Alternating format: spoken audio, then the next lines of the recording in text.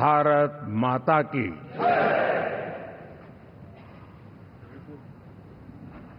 मैं सबसे पहले तो इस सभागृह में उपस्थित एनडीए घटक दलों के सभी नेतागण, नवनिर्वाचित सभी सांसदगण और हमारे राज्यसभा के भी सांसदगण, आप सबका हृदय से बहुत बहुत आभार व्यक्त करता हूं।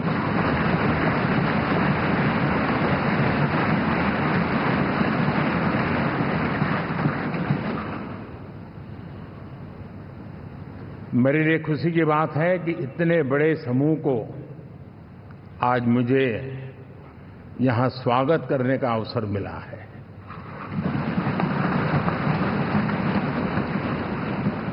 जो साथी विजयी होकर के आए हैं वे सभी अभिनंदन के अधिकारी हैं, लेकिन जिन लाखों कार्यकर्ताओं ने दिन रात परिश्रम किया है, न उन्होंने दिन देखा न रात देखी, और इतनी भयंकर गर्मी में हर दल के कार्यकर्ता ने जो पुरुषार्थ किया है, परिश्रम किया है, मैं आज संविधान सदन के इस सेंट्रल हॉल से सर झुका करके उनको प्रणाम करता हूं।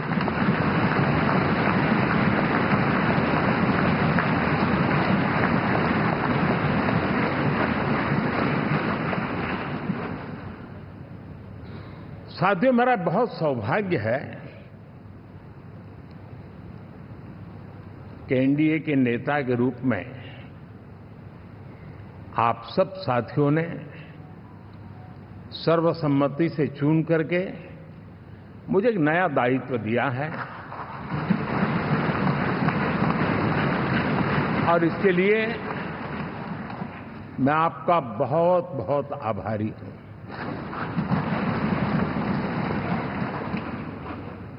व्यक्तिगत जीवन में एक मैं जवाबदारी का एहसास करता हूं। जब 2019 में इस सदन में मैं बोल रहा था, आप सबने मुझे नेता के रूप में चुना था, और तब मैंने एक बात पर बल दिया था, विश्वास। आज जब आप मुझे फिर से एक बार ये दायित्व देते हैं, इसका मतलब है कि हम दोनों के बीच, हम आपस में विश्वास का सेतु इतना मजबूत है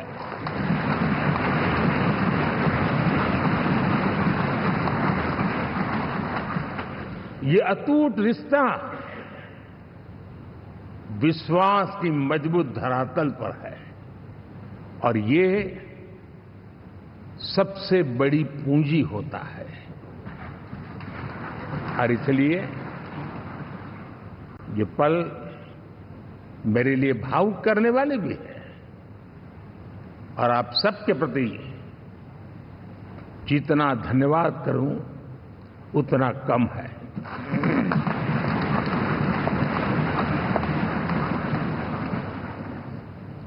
साथियों,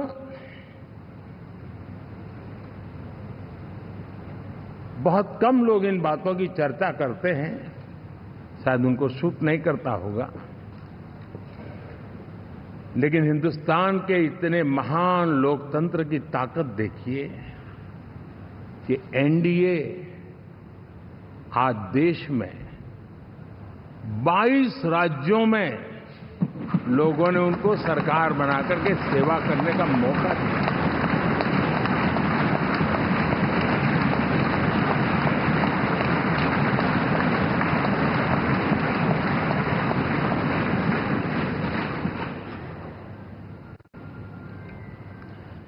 हमारा ये अलायंस सच्चे अर्थ में भारत की असली जो स्पिरिट है, जो भारत का आत्मा है, भारत की जड़ों में जो रचा बसा है, उसका एक अर्थ में प्रतिबिंब है।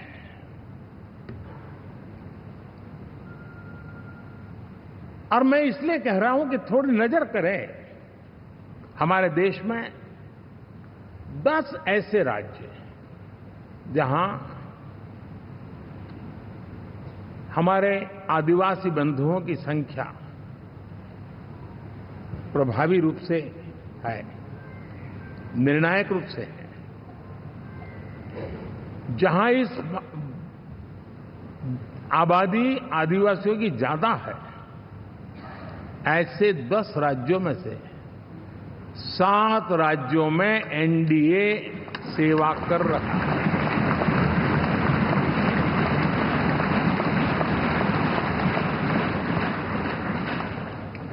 साथियों, हम सर्वपंथ संभाव के हमारे संविधान को समर्पित है और देश में चाहे हमारा गोवा हो या हमारा नॉर्थ ईस्ट हो, जहां बहुत बड़ी मात्रा में हमारे ईसाई भाई बहन रहते हैं, आज हम उन राज्यों में भी एनडीए के रूप में सेवा का अवसर हमें मिला।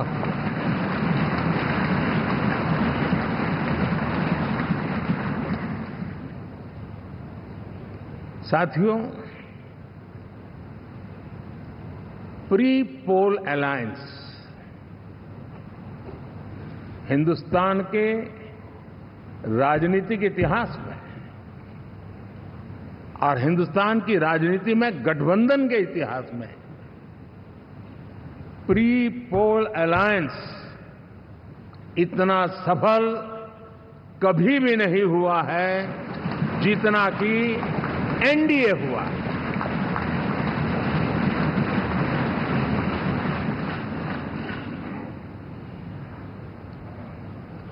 और ये गठबंधन का विजय,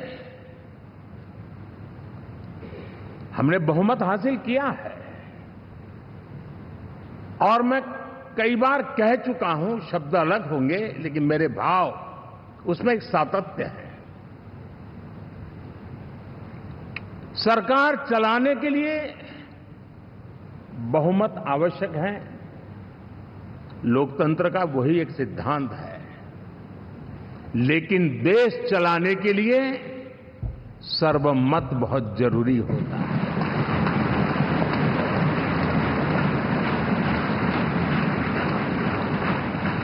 और मैं आज देशवासियों को यहां से विश्वास दिलाना चाहता हूं कि आपने जिस प्रकार से हमें बहुमत देकर के सरकार चलाने का सौभाग्य दिया है, ये हम सबका दायित्व है कि हम सर्वमत का निरंतर प्रयास करेंगे और देश को आगे ले जाने के लिए हम कोई कोर कसर नहीं छोड़ेंगे।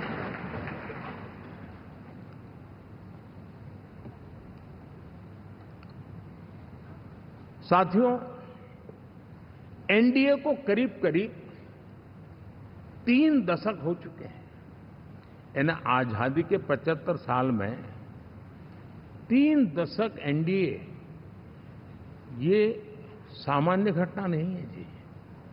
विविधता से भरे हुए अपनी लोकतांत्रिक और सामाजिक रचना के बीच में ये 3 दशक की यात्रा एक बहुत बड़ी मजबूती का संदेश देती है।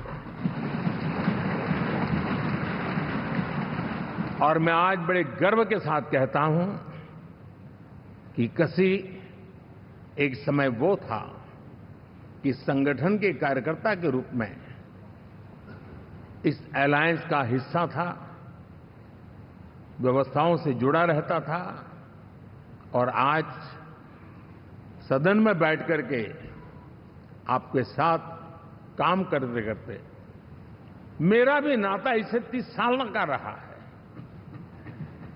और मैं कह सकता हूं, हकीकतों के तथ्यों के आधार पर कह सकता हूं, ये सबसे सफल अलायंस है।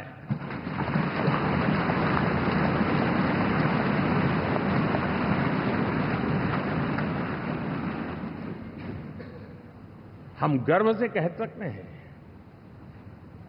कि 5 साल का टर्म होता है। इस अलायंस ने 30 साल में से 5-5 साल के 3 टर्म सफलतापूर्वक पार किए हैं और अलायंस चौथे टर्म में एंटर कर रहा है।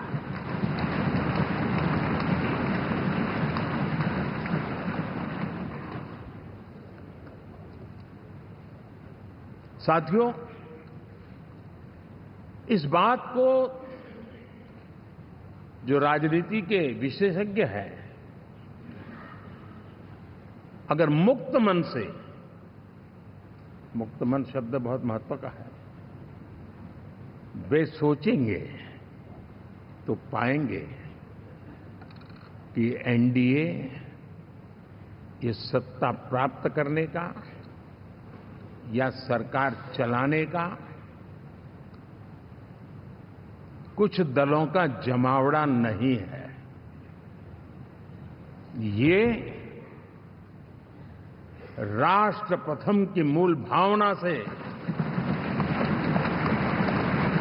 नेशन फर्स्ट के प्रति कमिटेड, वैसा ये समूह है।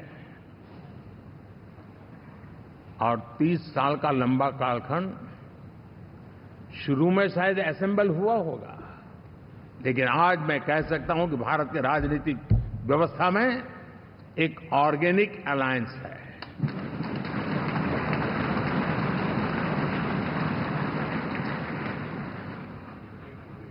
और ये मूल्य श्रद्धेय अटल बिहारी वाजपेयी, श्री प्रकाश सिंह जी बादल, श्री बाला साहब ठाकरे, श्री जॉर्ज फर्नांडिस, श्री शरद यादव, अनगिनत नाम में कह सकता हूं। इन लोगों ने जिस बीज को बोया था, वो आज भारत की जनता ने विश्वास का सिंचन कर करके उस बीज को वटवृक्ष बना दिया है।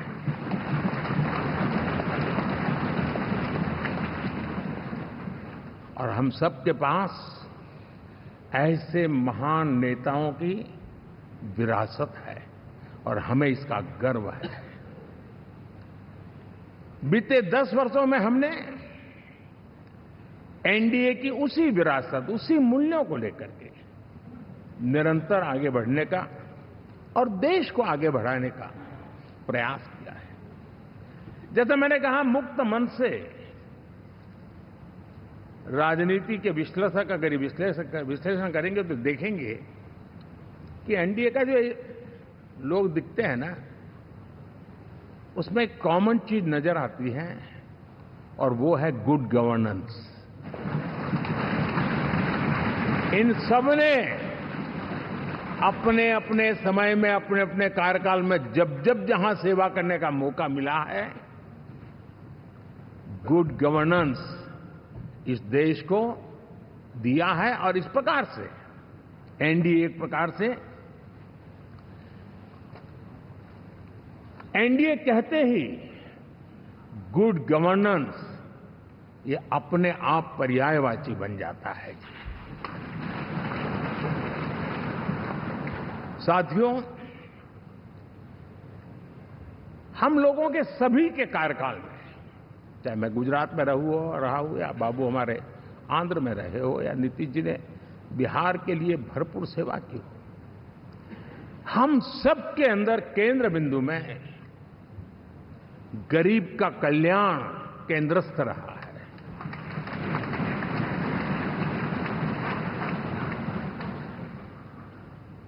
और देश ने एनडीए के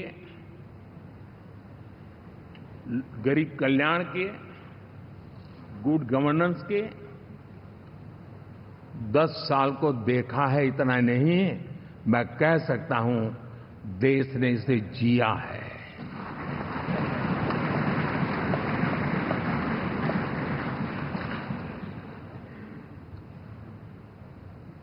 जनता जनार्दन ने सरकार क्या होती है, सरकार क्यों होती है, सरकार किसके लिए होती है, सरकार कैसे काम करती है, इसको पहली बार अनुभव किया है। वरना जनता और सरकारों के बीच में एक खाई की व्यवस्था ही बनी हुई थी। हमने उसको पाट दिया है। हमने सबका प्रयास का मंत्र देश को नई ऊंचाई पर ले जाने के लिए चरितार्थ करके देखा है। साथियों, एनडीए सरकार में हम अगले 10 साल में, मैं बहुत जिम्मेवारी के साथ कह रहा हूं, अगले 10 साल में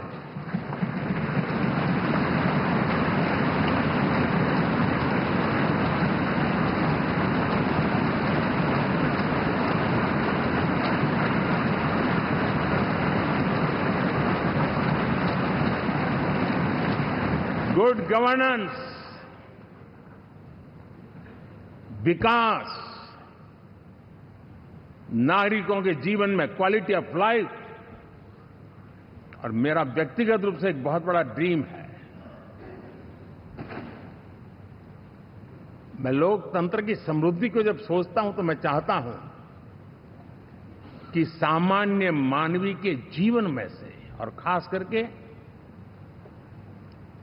मध्यम वर्ग, उच्च मध्यम वर्ग, उनके जीवन में से सरकार की दखल जितनी कम हो उतनी लोकतंत्र की मजबूती है।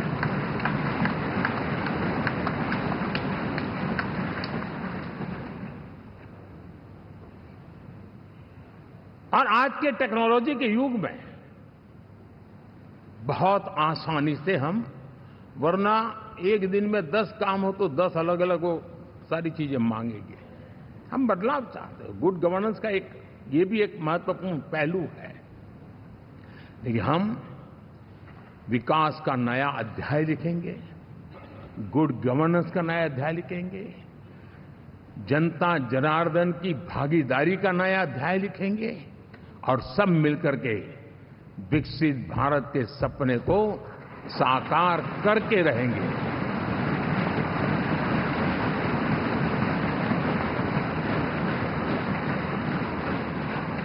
साथियों, एनडीए में, और मैं अगर विस्तार से कहूं तो सदन में किसी भी दल का कोई भी जनप्रतिनिधि होगा, मेरे लिए सब बराबर है।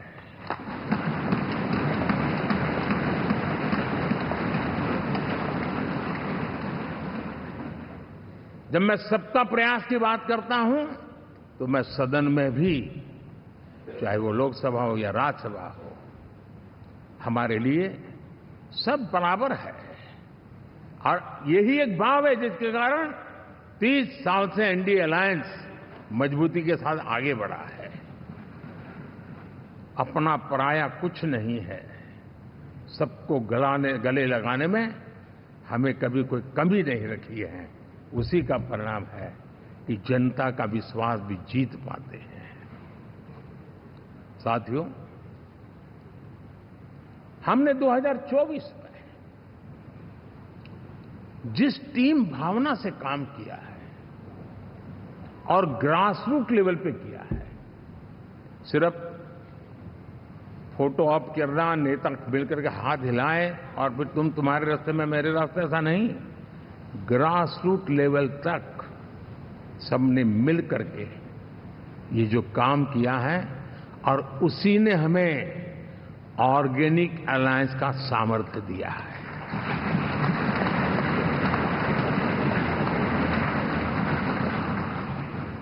एक दूसरे का सहयोग किया है।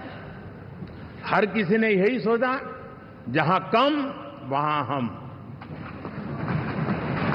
अगर कोई कमी है तो मैं आऊंगा, मैं मेहनत करूंगा, लेकिन तुम्हें कमी नहीं रहने दूंगा। जहां कम वहां हम, ये हर कार्यकर्ता ने जी करके दिखाया है, और तभी तो जीत आती है। साथियों, कभी कभी मैं कह सकता हूं कि हमारा 10 साल का अनुभव है, भारत के हर क्षेत्र का और भारत के हर नागरिक का जो एस्पिरेशंस हैं, रीजनल एस्पिरेशंस हैं, वे और नेशनल एस्पिरेशंस, इसका एक अटूट नाता होना चाहिए। इसके बीच में हवा तक गुजर न सके, इतना जुड़ाव होना चाहिए, तब देश आगे बढ़ता है।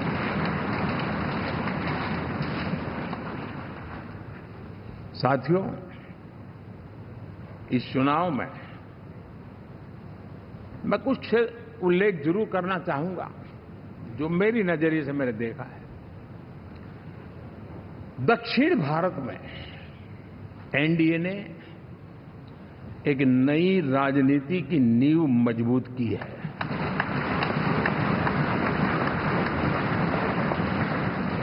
अब देखिए, कर्नाटक एंड तेलंगाना, अब ये भी तो इनकी सरकारें बनी थी, लेकिन पल भर में ही लोगों का विश्वास टूट गया, भ्रम से लोग बाहर आ गए और एनडीए को गले लगा दिया। कर्नाटक और तेलंगाना में दोनों जगह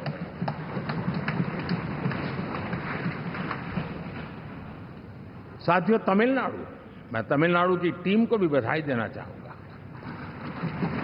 और वहां हमारा एनडीए समूह बहुत बड़ा भी है, और कईयों को पता था कि हम एक साथ एक सीट नहीं लड़ा पाएंगे, लेकिन इस लड़ाई में हम साथ रहेंगे। और मैंने बहुत से एनडीए के साथी तमिलनाडु में ऐसे हैं कि जिनका कोई उम्मीदवार नहीं था, लेकिन इस झंडे को ऊंचा रखने के लिए वो जी जान से जुटे थे।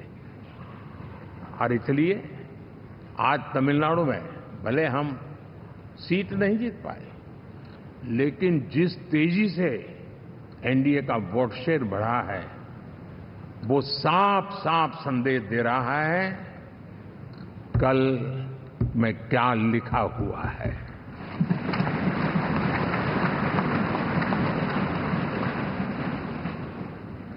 साथियों, पुडुचेरी हो, केरला, हमारे सैकड़ों कार्यकर्ताओं के बलिदान हुए हैं। यूडीएफ हो या एलडीएफ हो, शायद हिंदुस्तान के राजनीतिक जीवन में इतना जुल्म एक विचारधारा को लेकर के जीने वाले लोगों पर हुआ होगा तो सिर्फ मैं कह सकता हूं केरल में हुआ है। जम्मू कश्मीर से भी ज्यादा हुआ है। उसके बावजूद भी सामने कहीं विजय नजर नहीं आता था। उन्होंने परिश्रम की पराकाष्ठा में कभी पीछे नहीं रहे, पीढ़ियां खपा दी, और आज पहली बार संसद में केरल से हमारा प्रतिनिधि बन के आया।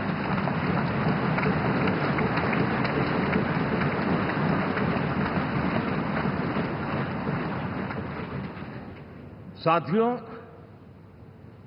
अरुणाचल में हमने लगातार, हमारी सरकार बनती रही है और भारी समर्थन से बनती है। सिक्किम में भी हमारे एनडीए की सरकार करीब क्लीन स्वीप के साथ, अरुणाचल क्लीन स्वीप। आंध्र, मैं अबू बाबू को पूछ रहा था, बोले हिस्टोरिकली ये सबसे हाईएस्ट विक्ट्री है।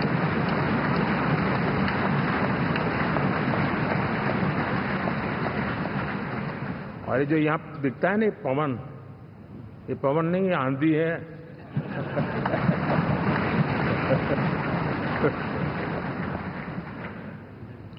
आंध्र ने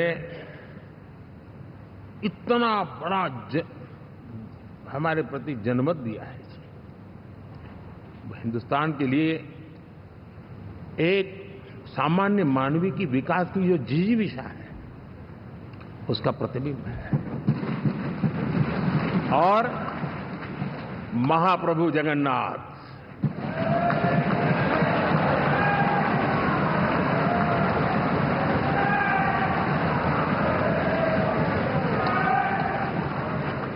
और मैंने अनुभव किया हमेशा, मैं हमेशा मानता हूं ईश्वर के अनेक रूप होते हैं, लेकिन जब मैं भगवान महाप्रभु जगन्नाथ जी को याद करता हूं तो मैं हमेशा मानता हूं ये गरीबों के देवता है।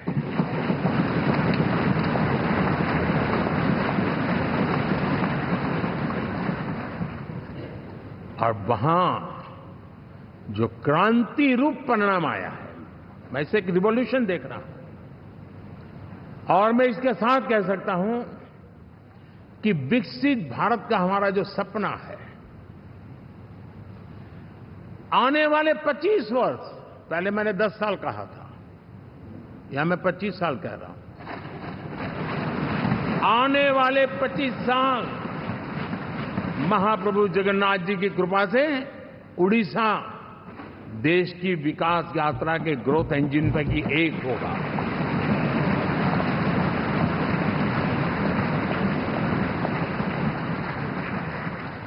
साथियों, हम लोग जब 4 जून के नतीजे चल रहे थे, मैं तो अपने काम में कुछ व्यस्त था, बाद में फोन आना शुरू हो गए, तो मैंने किसी को पूछा, यार ये तो ठीक है आंकड़े वांकड़े, तो मुझे ये बताओ कि ईवीएम जिंदा है कि मर गया?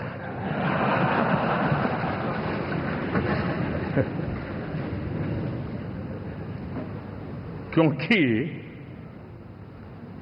ये लोग तय करके बैठे थे कि भारत के लोकतंत्र और लोकतंत्र की प्रक्रिया के प्रति विश्वास ही लोगों का उठ जाए, और लगातार ईवीएम को गाली देना। और मुझे तो लगता था कि शायद इस बार वो ईवीएम की अर्थी का जुलूस निकालेंगे, लेकिन 4 जून शाम आते आते उनको ताले लग गए, ईवीएम ने उनको चुप कर दिया। ये ताकत है भारत के लोकतंत्र की, ये ताकत है भारत की निष्पक्षता की, ये भारत की ताकत है भारत के चुनावी तंत्र की, चुनाव आयोग की। और मैं मानता हूं कि ये आशा करता हूं कि 5 साल तो अब ईवीएम शायद मुझे नहीं सुनाई देगा, लेकिन जब 29 में हम जाएंगे तो फिर से शायद ईवीएम को लेकर के नाचने की शुरुआत करेंगे, क्योंकि इनके सुधरने की संभावना बहुत कम है। आप देखिए, चुनाव के समय मैंने पहली बार देखा, शायद हर तीसरे दिन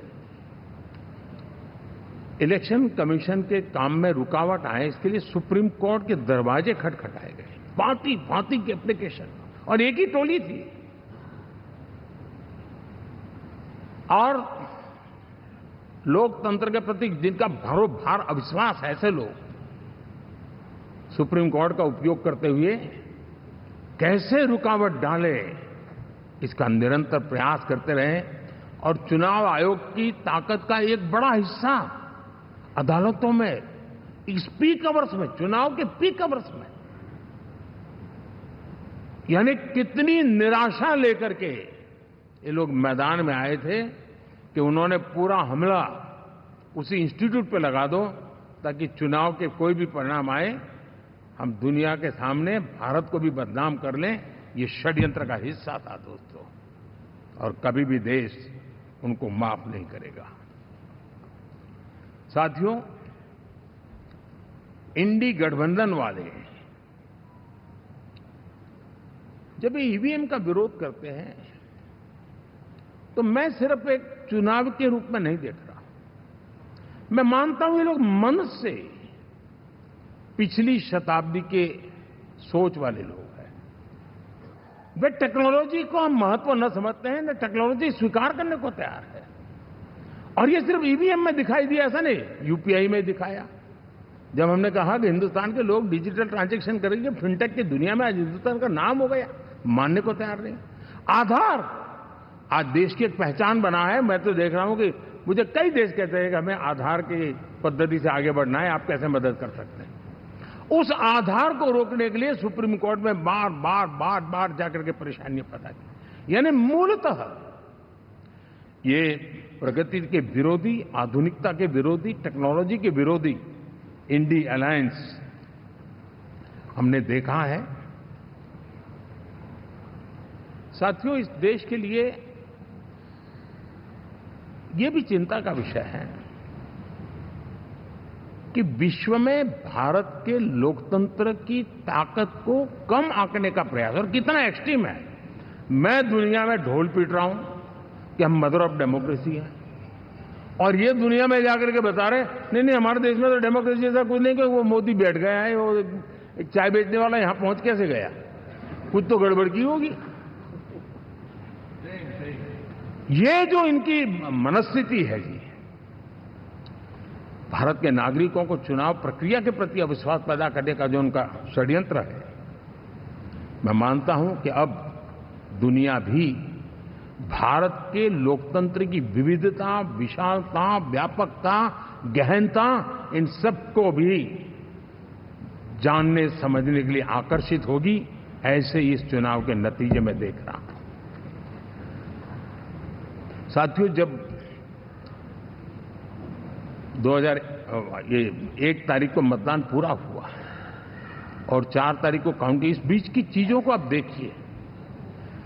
योजनाबद्ध तरीके से देश को हिंसा की आग में झोंकने का बयान दिए जाते थे। यहां इकट्ठे होना, यहां पहुंचना, यहां करना। कुछ लोग इस चीज को गंभीर नहीं लेते हैं, लेकिन ये बहुत गंभीर है। आप भारत के लोकतंत्र को, पहले उसकी व्यवस्था को अनादर करते हो, अब परिणाम आने से पहले एक ऐसा माहौल बना दो कि बस आग लगा देंगे।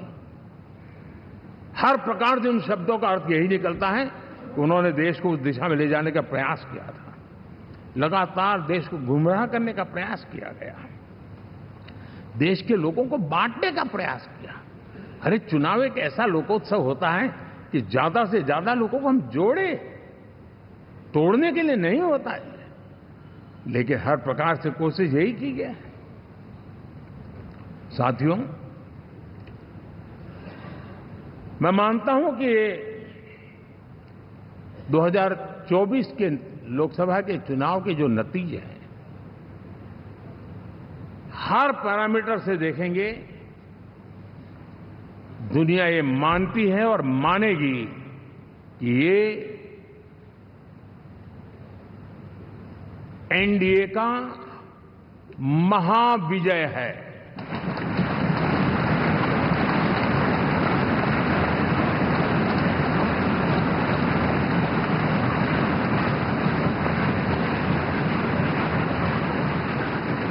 और आपने देखा 2 दिन कैसा चला, जैसे हम तो हार चुके हैं, गए।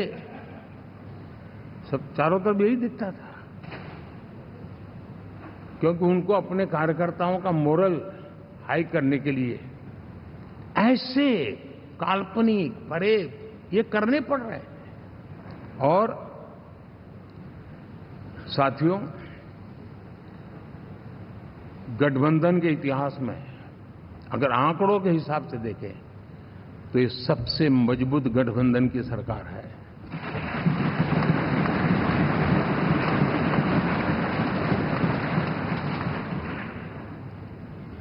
लेकिन कोशिश ये की गई कि इस विजय को स्वीकार न करना, उसको पराजय के छाया में डुबो के रखना। लेकिन उसकी ऐसी चीजों की बाल मृत्यु हो जाती है, और हो भी गई। लेकिन देशवासी जानते हैं कि न हम हारे थे, न हम हारे हैं।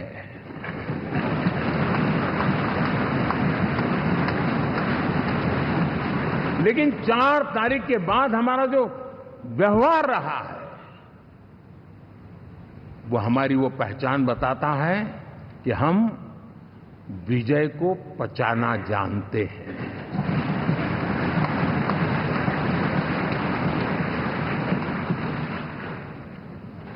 हमारे संस्कार ऐसे हैं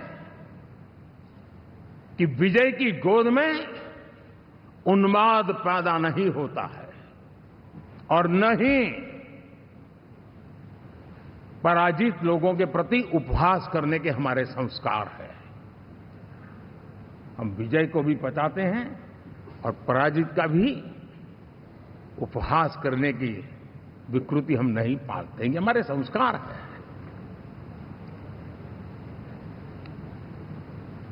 अब किसी भी बालक को पूछो कि भाई लोकसभा के चुनाव के पहले सरकार किसकी थी, तो कहेगा एनडीए। 24 के नतीजों के बाद सरकार किसकी बनी, एनडीए। फिर हारे कहां से भाई? पहले भी एनडीए थी, आज भी एनडीए और कल भी एनडीए है।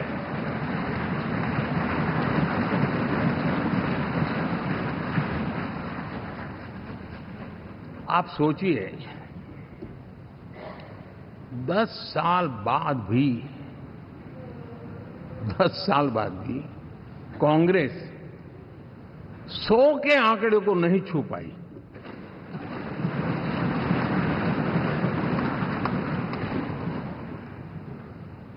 और अगर मैं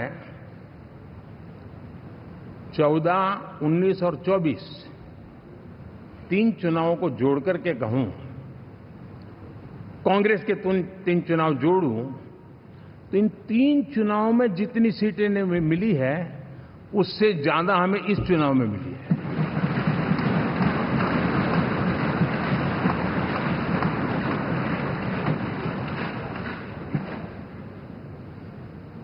और मैं साफ देख रहा हूं साथियों, एनडीए वालों को अंदाज नहीं है। वे धीरे धीरे पहले तो डूब रहे थे, अब तेज गति से ये गर्त में जाने वाले हैं।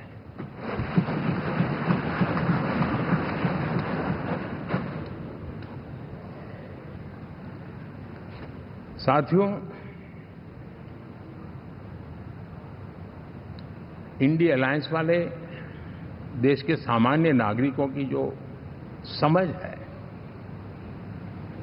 आज भी वो उसके सामर्थ्य को समझ नहीं पाए हैं या समझना चाहते नहीं है। भारत के सामान्य व्यक्ति की भी एक समझ है और जो जमीन से जुड़ा रहता है ना, वो समझ को छूता है, समझता है, पहचानता है, वो वहां नहीं है।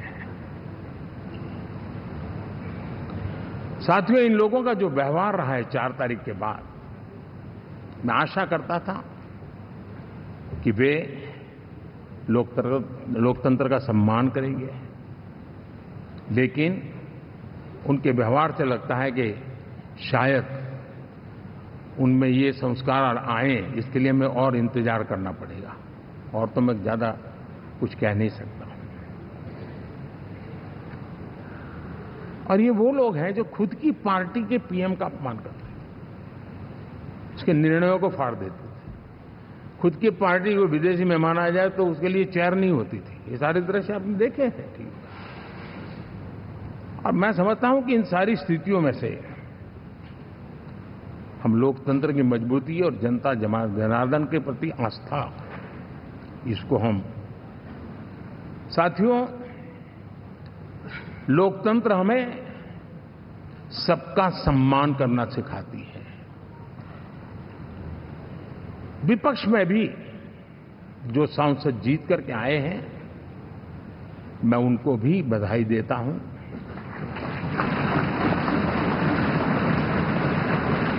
और मैं पिछले 10 वर्ष में एक चीज मिस कर रहा था कि debate, participation, quality of debate मैं मिस कर रहा हूं। लेकिन मैं आशा करता हूं कि अब इस नया जो सदन बना है वो कमी मुझे खलेगी नहीं। शायद हमारे साथी भी राष्ट्रहित की नीयत के साथ सदन में आएंगे और भले वो विपक्ष में बैठे होंगे, लेकिन राष्ट्र के विपक्ष में नहीं है, हमारे विपक्ष में है। राष्ट्र में तो हम सब एक ही दिशा में हैं।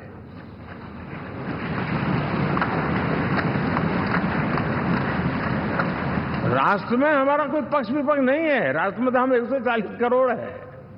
और मैं आशा करता हूं कि वो राष्ट्र हित की भावना को लेकर के सदन में आएंगे और सदन को समृद्धि देने में वे कुछ न कुछ योगदान करेंगे। साथियों, 24 का जनादेश एक बात को बार बार मजबूती दे रहा है,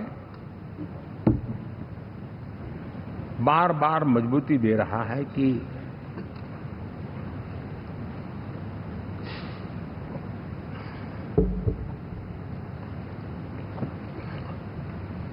देश को आज के वातावरण में सिर्फ और सिर्फ एनडीए पर ही भरोसा है।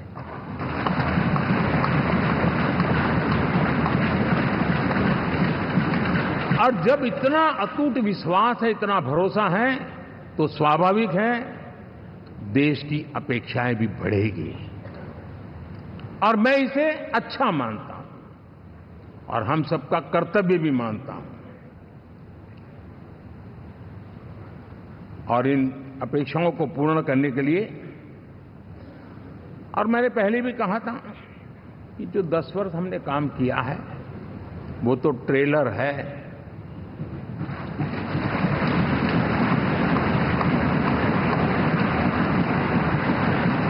और वो मेरा चुनावी वाक्य नहीं था, ये मेरा कमिटमेंट है। हमें और तेजी से, और विस्तार से, और तेज गति से देश के आकांक्षाओं को पूर्ण करने में रत्ती भर भी विलंब नहीं करना है।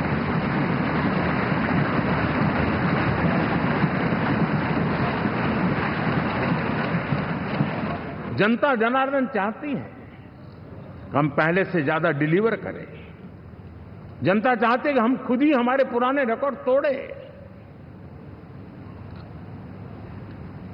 और मैं साथियों एक तरफ एनडीए रखूं, दूसरी तरफ भारत के लोगों के सपने और संकल्पों को रखूं, तो मैं कहूंगा NDA, new India, develop India, aspirational India.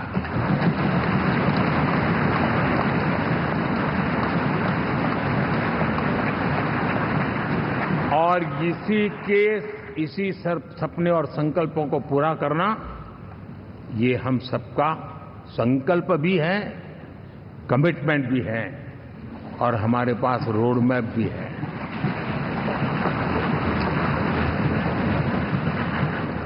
साथियों, एनडीए ने हमेशा करप्शन फ्री, रिफॉर्म ओरिएंटेड, स्थिर सरकार देश को दी है। जब जब हमें अवसर मिला हम लोगों ने काम किया है। उसके सामने कांग्रेस नेतृत्व वाली यूपीए, अब उन्होंने पुरानी अपनी छवि सुधारने के लिए नाम बदल दिया, लेकिन पहचान घोटालों की है। आए दिन घोटाले, यही पहचान रही है।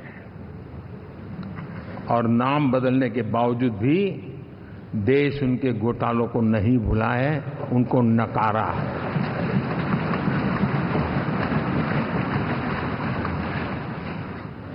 और मैं कह सकता हूं साथियों, इंडी अलायंस वालों ने एक व्यक्ति का अपोज करने के वन पॉइंट एजेंडा के कारण देश की जनता ने उनको ही ऑपोजिशन में बिठा दिया है।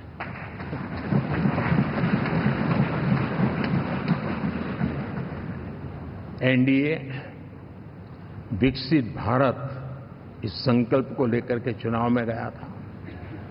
देश के लिए सकारात्मक सोच को लेकर के गया था। देश की युवा शक्ति के सामर्थ्य को समझ करके नए अवसरों को लेकर के देश को आगे बढ़ने की बात लेकर के गया था। जबकि हमारे सामने जो लोग थे वो भ्रम फैलाना, झूठ फैलाना, यही गुमराह करने वाले काम यही करते रहे थे। अब एनडीए और उनका देखें, इवन नामांकन में जाएंगे तो भी आपको देखेगा उनका चुनाव प्रचार, उनका नामांकन, हम लोगों का एक एक दृश्य देख लीजिए और उनका एक एक दृश्य देखिए, कितना बड़ा अंतर है। हर चीज में उनका कैरेक्टर दिखाई देता है। और क्या रहा, फोटो ऑप के लिए तो उन्होंने अलायंस घोषित कर दिया, लेकिन कितने ही राज्यों में वो आपस में लड़ते रहे हैं, चुनावी जंग में एक दूसरे की पीठ में छुरा भोंकते रहे हैं। कभी उन्होंने कहा कि ये तो हमारा वैचारिक अलायंस है, वो विचार लेवल पर ठीक है, बाकी नीचे तो हमारा अपना हम तैयार करेंगे।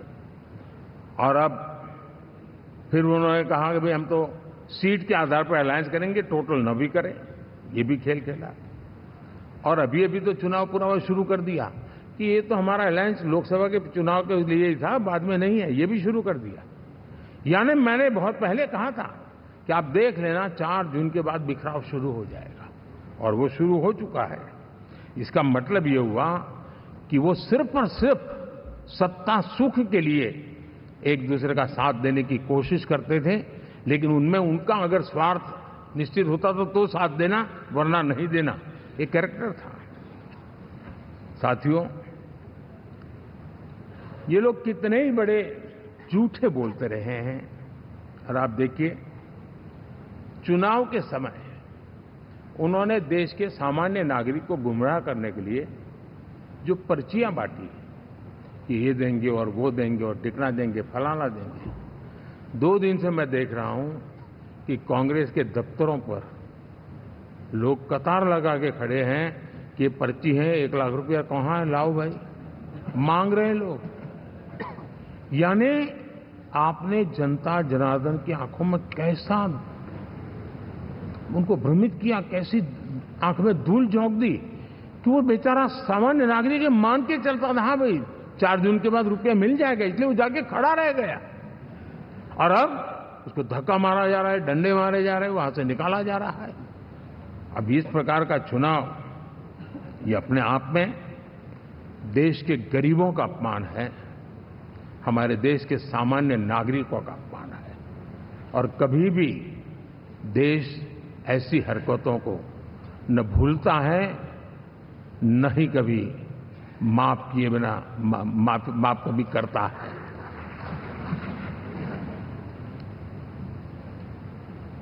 साथियों, हमारे लिए संतोष की बात है कि हम एक कमिटमेंट से काम कर रहे हैं। 10 साल में हमने 25 करोड़ गरीबों को गरीबी से बाहर निकाला है।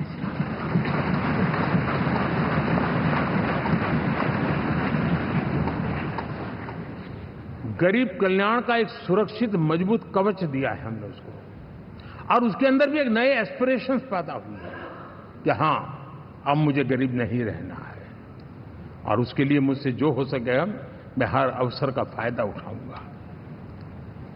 3 करोड़ गरीबों को घर, ये ऐसे कहने का आंकड़ा नहीं है जी, कितनी मेहनत पड़ती है मुझे मालूम है, लेकिन हम सफलतापूर्वक इसको कर पाए हैं। 4 करोड़ लोगों को दे चुके हैं, 3 करोड़ का हम संकल्प लेकर के आज से आगे बढ़ेंगे। यानी ये भी हिम्मत है कि 4 करोड़ देने के बाद जिन परिवारों का विस्तार हुआ है, जरूरत पड़ी है, और राज्यों की भी उसमें इच्छा है, 3 करोड़ नए घर बनाने का संकल्प।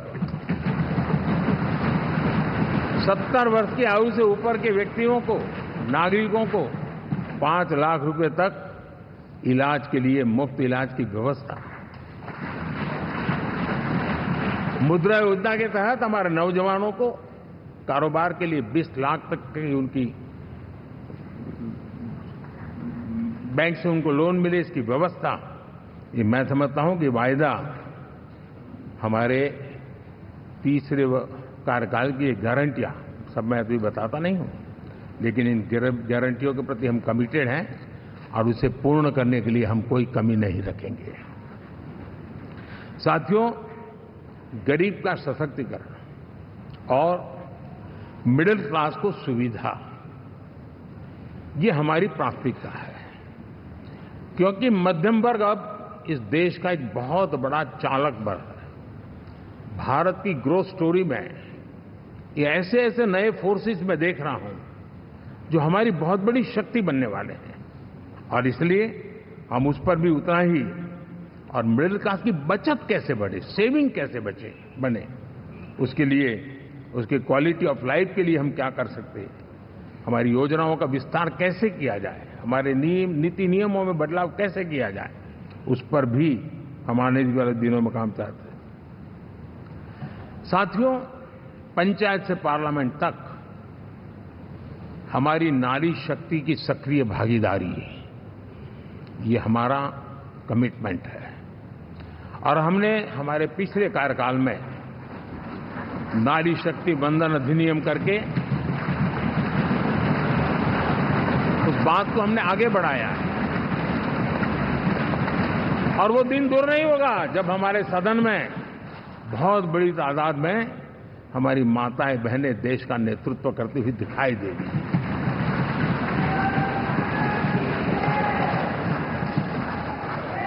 इस पूरे चुनाव में हम सबसे ज्यादा महिला उम्मीदवारों को टिकट देने वाली पार्टी रहे हैं, ये हमारा कमिटमेंट है।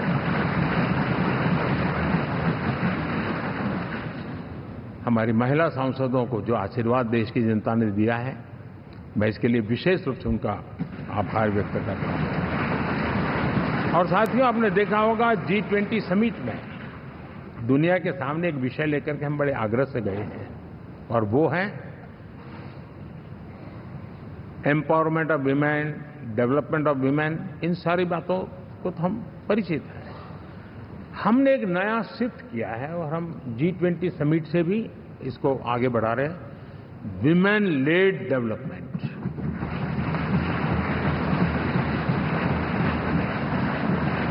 एक बार हमारा इस प्रकार का कमिटमेंट बनता है तो परिवर्तन बिल्कुल साफ नजर आता है।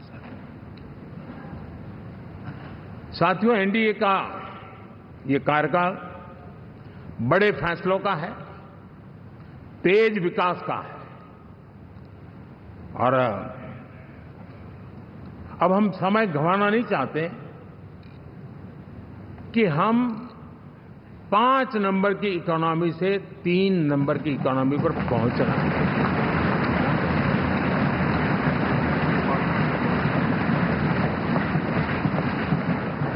और ये खाली 5 और 3 का आंकड़ा नहीं है, उसके कारण जो अर्थव्यवस्था का कद बन जाता है, वो सामान्य मानवीय की आशा आकांक्षाओं को पूरी करने के लिए सरलता बढ़ जाती है। देश के लिए जो जरूरतें हैं वो आराम से पूरी करने का सामर्थ्य बन जाता है, और इसलिए हम उस दिशा में बड़ी कोशिश करके आगे बढ़ना चाहते हैं। राज्यों का सहयोग भी उसमें उतना ही महत्वपूर्ण है, और भारत के संविधान ने हमें जिस प्रकार का दिशा निर्देश किया है कोऑपरेटिव फेडरलिज्म का, लेकिन मैंने उसमें आग्रह रखा है कॉम्पिटिटिव कोऑपरेटिव फेडरलिज्म।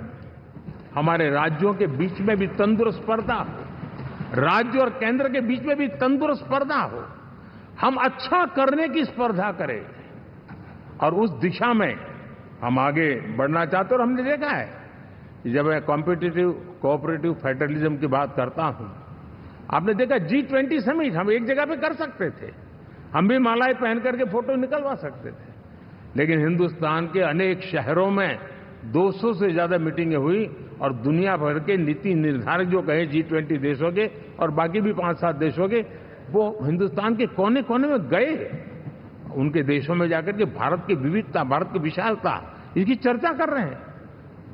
उनके लिए आश्चर्य है, हमने तो दिल्ली आकर के वापिस जाते थे, पता ही नहीं था कि देश इतना बड़ा है। ये अपनी एक ताकत का परिचय हुआ है। हमने कोविड में देखा, राज्यों के साथ कोऑपरेशन के साथ हमने जिस प्रकार से लड़ाई लड़ी, और एक सूत्र में रह करके लड़े, दल किसी का भी हो सरकार में, लेकिन हमने इस काम को किया क्योंकि हमारा कोऑपरेटिव फेडरलिज्म के प्रति कमिटमेंट है। एस्पिरेशनल डिस्ट्रिक्ट एक ऐसा मॉडल है गवर्नेंस का जिसमें राज्य भी उतना ही सक्रियता से हमारे साथ जुड़े हुए हैं, और दुनिया के लिए जो डेवलपिंग कंट्रीज हैं उनके लिए गवर्नेंस का एक ऐसा मॉडल प्रस्तुत हो रहा है जिसका अब तो केस स्टडी के रूप में दुनिया के अनेक यूनिवर्सिटी केस स्टडी करना शुरू की है। अब उसको हम आगे बढ़ाते हुए एस्पिरेशनल ब्लॉक की तरफ ले जा रहे हैं, ताकि हमारे ग्रासरूट लेवल पे भी जो वीक एरियाज हैं, जहां सुविधाएं अभी सामान्य एवरेज से भी नीचे हैं, उसको हम जल्दी से जल्दी उस स्टेट की एवरेज तक लाना चाहते हैं। देश का रीजन कोई भी क्षेत्र हो, सर्वांगीण विकास को लेकर के हम चले। साथियों, गत 10 वर्ष में इंफ्रास्ट्रक्चर के क्षेत्र में हमने एक बहुत बड़ा, यानी सोचने में भी बदलाव लाए। जमीन पर तो लाए, वरना हमारे देश में सोचा चलेगा यार, अरे एक बार कर लो ना, उस सहारे में से बदलाव नहीं। अब तो अच्छा ही चाहिए, बड़ा ही चाहिए, जल्दी से जल्दी पहुंचाने वाला चाहिए। सामान्य मानवीय के मन को हमने इस से प्रेरित भी किया है और पुरुषार्थ करके हमने उस दिशा में काम किया है। 5 साल में हमें गति शक्ति, यानी इस प्रकार के प्लेटफॉर्म पर जो काम किया है, जो काम 6-6, 8-8 महीने तक नहीं होता था, वो आज 15-20 दिन में कर सकते हैं। सर, टेक्नोलॉजी का उपयोग करके हम काम कर रहे हैं। और ये जब होता है तो उसका मूल फायदा देश के नौजवानों के लिए रोजगार के अति अवसर बन जाते हैं। उनके लिए जीवन में सिलेक्शन के लिए बहुत बड़ा दायरा बढ़ जाता है। और वो हमें, साथियों, आज भारत दुनिया में विश्व के लिए एक नया मैन्युफैक्चरिंग हब के रूप में उभर रहा है।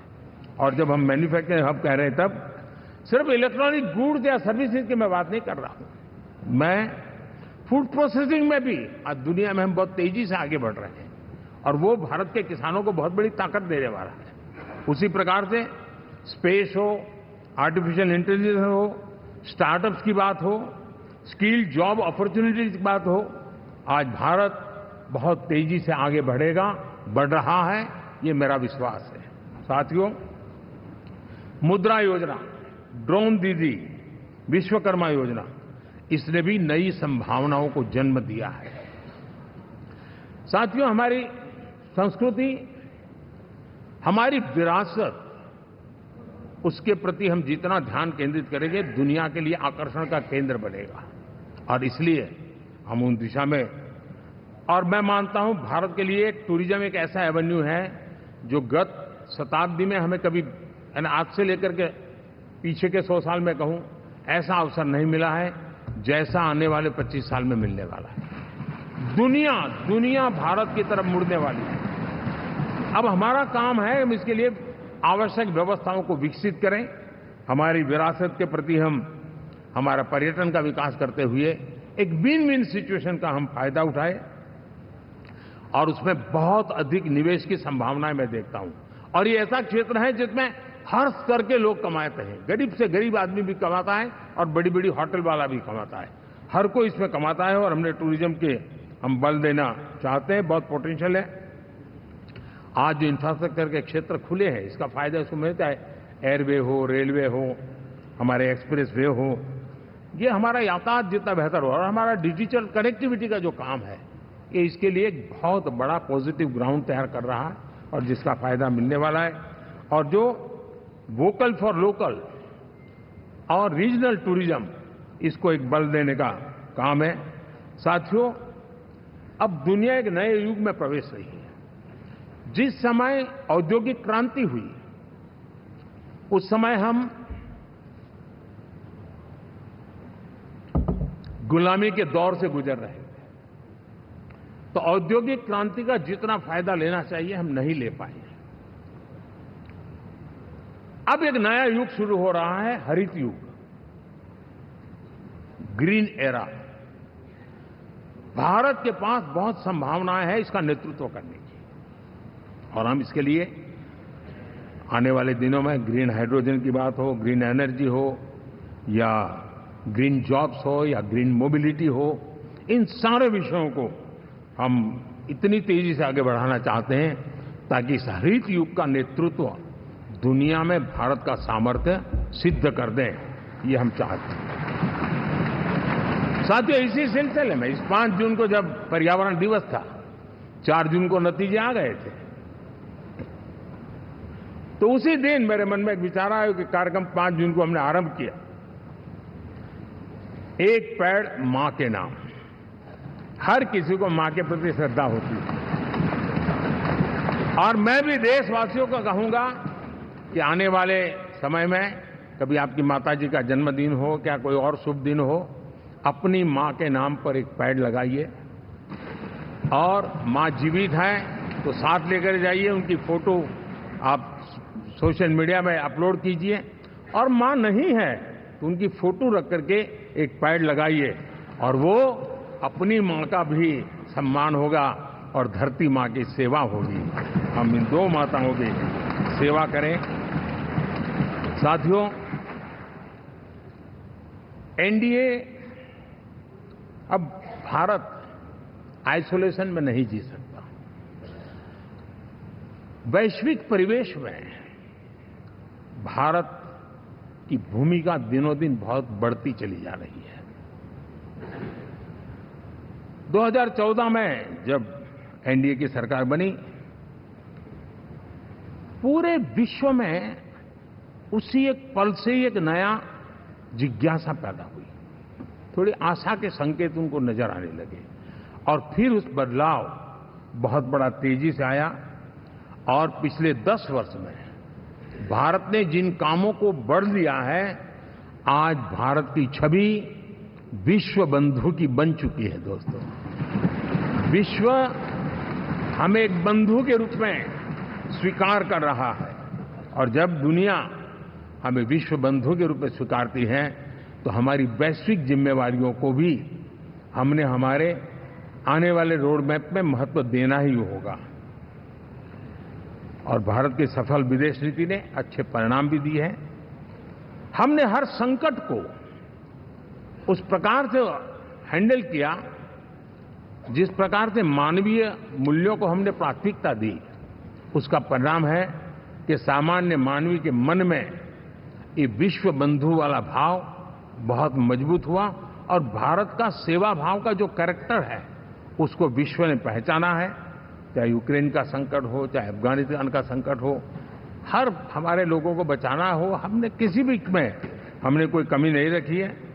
और साथियों, ये क्षमता के कारण भारत में निवेश की संभावनाएं बहुत बढ़ने वाली है। मैं राज्यों से भी कहूंगा कि आप प्रगतिशील नीतियां बनाकर रेडी रहिए। विश्व आज आपके आंगन पे दरवाजे पर दस्तक दे रहा है और जो राज्य ज्यादा स्पष्ट नीतियों के साथ आएगा, जो राज्य उन कंपनियां विदेशी आने वाले लोगों को ठीक से हैंडल करेगा, उसको बेनिफिट मिलने ही वाला है। और भारत ने जो नीतियां बनाई है, भारत ने जो वातावरण बनाया है, उसका लाभ भारत के हर राज्य को मिलना चाहिए और उस दिशा में हम तेजी से काम करना चाहते हैं। साथियों, हमने G20 समिट में देखा है, दुनिया का भारत के प्रति नजरिया बदला है। जो लोग इन चीजों को माइन्यूटली देखते होंगे उनको पता होगा कि G20 एक प्रकार से कई संकटों से गुजर रहा था। उतार चढ़ाव आते रहते थे, बिखराव भी नजर आ रहा था, लेकिन भारत में G20 आने के बाद नए प्राण से भर गया है, नया सामर्थ्य आ गया है और ये भारत की ताकत है कि उसने पूरे विश्व को जोड़ने में G20 के माध्यम से बहुत बड़ा काम किया है। और उसके इन दिनों भी जो परिणाम आए, इसके बाद मेरा काफी समय विदेश के सरकारों से फोन अभिनंदन स्वीकार करने में गया और शायद मैं 2014 में 19 में भी ऐसा अनुभव नहीं था जितना इस बार फ्लो है। दुनिया के करीब करीब, अब नाम ले, उसने भारत को शुभेच्छा व्यक्त की है या बात करने की कोशिश की है। यानी ये वैश्विक जो हमारा ताकत है उसका परिचय करवा रहा है और उसके कारण मैं मानता हूं कि विश्व में हमारा सम्मान और साथ साथ भारत में निवेश, ये दोनों संभावनाएं बढ़ रही है। साथियों, हमारे संविधान का 75वां वर्ष है। हम चाहते हैं कि संविधान हमारी संवैधानिक संस्थाओं का संरक्षण भर इसके मात्र के लिए है, ऐसा नहीं, कोई अदालत में धाराओं का उपयोग करके काम करने के लिए नहीं है। ये एक हमारी भावना है, हमारा स्पिरिट है और हमें इस 75 साल को ऐसे मनाना है ताकि हम संविधान के स्पिरिट को जन जन तक पहुंचाएं। हर जन को संविधान की जो भावना है, कर्तव्य की भावना है, अनेक बात ऐसे इस बात है, उन सब प्रति समर्पण उसका बढ़े, उस दिशा में हम काम करना चाहते हैं। साथियों, छत्रपति शिवाजी महाराज के राज्याभिषेक के 350 वर्ष के उत्सव में देश आज रंगा हुआ है और हमारे लिए सबसे बड़ी प्रेरणा है क्योंकि उसमें राष्ट्र प्रथम की भावना है। छत्रपति शिवाजी महाराज को याद करते ही राष्ट्र प्रथम की भावना हमें मजबूती देती है और इसलिए हम देश में इसी एजेंडा को आगे रखते हुए और जब इसी समय 350 साल का पर्व आया है तो हमें अपनी पॉलिसी और परफॉर्मेंस और सामान्य मानवीय का जीवन बेहतर करना है, उसमें जरा भी विलंब नहीं करना है। साथियों, विकास की सारी तैयारियां, रोड मैप लेकर को हम चलेंगे ही, चल रहे हैं, लेकिन साथ साथ हम नए नए सांसद आए हैं, कुछ पुराने सांसद हैं, कुछ ज्यादा अनुभवी सांसद भी हैं। आप देखते हैं कि इन दिनों पिछले 2 दिन से आप टीवी पे देखते होंगे, एक भी सच्चाई मुझे उसमें नजर नहीं आई। कोई ये कह रहा है, कोई वो कह रहा था, सब मैंने कहा भी जरा पूछो तो ये जानकारी लाते कहां से, गपगोले चला रहे, किसी के खाते में